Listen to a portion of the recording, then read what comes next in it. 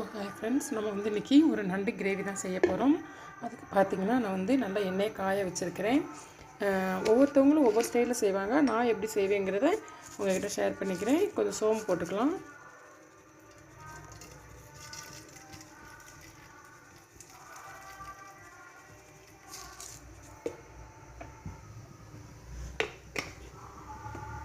எண்ணெய் காய்ஞ்ச உடனே கொஞ்சம் சோம்பு போட்டாச்சு. அப்புறம் பார்த்திங்கன்னா கொஞ்சம் சின்ன வெங்காயமும் தக்காளியும் நான் கட் பண்ணி வச்சுருக்கிறேன். இப்போ வந்து சோம்பு நல்லா பொரியட்டும். சோம்பு நல்லா பொரிஞ்ச உடனே நம்ம வந்து உங்கள்கிட்ட ஃப்ரெஷ்ஷான கருவேப்பிலை இருந்தால் கருவேப்பிலை போட்டுக்கோங்க. என்கிட்ட ஃப்ரெஷ்ஷான கருவேப்பிலை இல்லை. அதனால் வந்து சோம்பு நல்லா பொரிஞ்ச உடனே இந்த வெங்காயம் தக்காளி ரெண்டையுமே போட்டுடலாம். பல்லாரி தயவுசெய்து சேர்க்காதீங்க. பல்லாரி வந்து டேஸ்ட் நல்லா இருக்காது. சின்ன வெங்காயமே சேர்த்துக்கோங்க. இப்போ வந்து இது நல்லா வதங்கட்டும். இது வதங்கிறதுக்காண்டி நம்ம கொஞ்சம் சால்ட்டு சேர்த்துக்கலாம். இது நல்லா தக்காளியெலாம் நல்லா குழஞ்சி வரணும். அதனால் கொஞ்சம் சால்ட்டு சேர்த்துக்கலாம். கொஞ்சம் சால்ட்டு சேர்த்து கொஞ்சம் நல்லா வதங்கி வரட்டும். ஃப்ரெண்ட்ஸுக்கு ஒரு 2-3 நிமிஷம் ஆயிடுச்சு. இப்போ நம்ம பார்க்கலாம். பாருங்கள், தக்காளி வந்து நம்மளுக்கு நல்லா வந்து மசிஞ்சு வந்துருச்சு. நம்ம தக்காளி வந்து மிக்சியில் வந்து அடித்து போட்டான்னு போட்டுக்கலாம். எனக்கு அந்த டேஸ்ட் பிடிக்காது. அதனால் வந்து நான் வதக்குறேன்.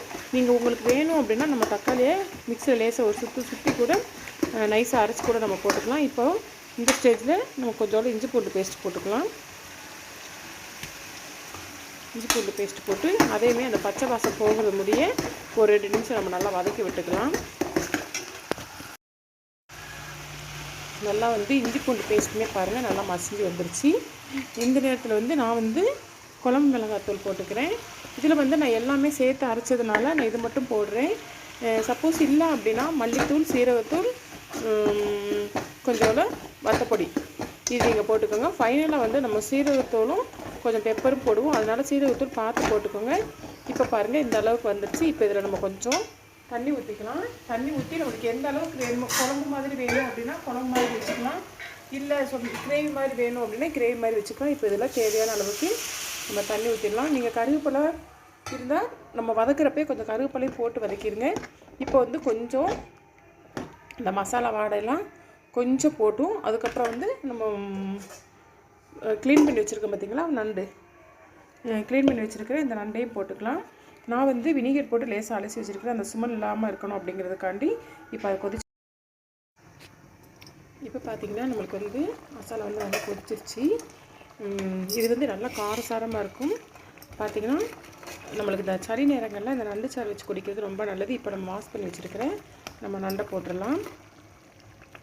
நண்டு போட்டு நண்டு கொஞ்சம் வேகணும். அது திட்டையும் நம்ம லெட் போட்டு மூடி வச்சுக்கலாம்.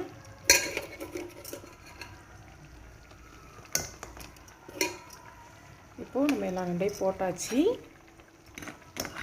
இது வந்து நல்லா கொஞ்சம் நேரம் நல்லா வேகட்டும். நல்லா இந்த மசாலைக்குள்ளேருந்து நல்லா வேகட்டும். நம்ம மூடி வச்சுட்டு ஒரு 5 மினிட்ஸ் கழித்து பார்க்கலாம். ஃப்ரெண்ட்ஸ் பாருங்கள், 3 அடுப்புலேயும் 3 வச்சுருக்கிறேன். உள்ள 11 தண்ணி, உள்ள ரைஸு, உள்ள வந்து நம்ம செய்கிற நண்டு கிரேவி ரெடி ஆகிட்டு இருக்குது. இப்போ வாங்க பார்த்துடலாம். பாருங்கள், வந்து நண்டு வந்து நல்லா வெந்து சூப்பராக அந்த மசாலாலாம் அப்படியே ஸ்மெல் பார்த்திங்கன்னா அவ்வளோ அழகாக இருக்குது. இப்போ பார்த்திங்கன்னா நண்டு வந்து நல்லா வெந்துருச்சு. நீங்கள் இன்னும் உங்களுக்கு கொஞ்சம் கிரேவி மாதிரி வேணுன்னா கொஞ்சம் தண்ணி அப்படியே வற்ற வச்சுக்கோங்க. நான் வந்து கொஞ்சம் குழம்பு மாதிரி ஊற்றி சாப்பிட்ணும் அப்படிங்கிறதுக்காண்டி அந்த சாறு குடிக்கணுங்கிறதுக்காண்டி வச்சுருக்கிறேன். இப்போ பார்த்திங்கன்னா ஃபைனலாக வந்து நம்ம இதில் வந்து கொஞ்சம் சீரகத்தூளும் கொஞ்சம் பெப்பர் பொடியும் போட்டுடலாம். நல்லா காரசாரமாக இருக்கும். இந்த குளிர்காலங்களில் இந்த மழை நேரங்கள்லாம் இந்த மாதிரி வீக்லி ஒன்ஸ் வச்சு சாப்பிட்டாலே வந்து யாருக்குமே வந்து ஜலதோஷமே பிடிக்காது. இப்போது இது கூடால நீங்கள் உங்கள்கிட்ட ஃப்ரெஷ்ஷான கருவேப்பிலை மல்லியில் இருந்துச்சு அப்படின்னா அப்படியே வந்து லேசாக தூவி இறக்கிற வேண்டியதான். அவ்வளோதான், நம்மளுடைய நண்டு கிரேவி ரெடி. நான் இப்போ ஸ்டவ்வை ஆஃப் பண்ணிட்டேன். பாருங்கள், சூப்பரான நம்மளோட நண்டு கிரேவி அழகாக இருக்குது. நான் வந்து கொஞ்சம் இது மாதிரி வச்சுருக்கிறேன், சாதத்தில் ஊற்றி சாப்பிட்ணும் அப்படிங்கிறதுக்காண்டி. உங்களுக்கு வந்து நல்லா அது கிரேவி மாதிரி வேணும் அப்படின்னா இன்னும் கொஞ்சம் நீங்கள் கொஞ்சம் நேரம் 5 நிமிஷம் அடுப்பில் வச்சுருந்தீங்கன்னா உங்களுக்கு கிரேவி மாதிரி வந்துடும். சூப்பரான நண்டு கிரேவி ரெடி. நான் என்னோட கைப்பக்கத்தில் செஞ்சுருக்கிறேன்.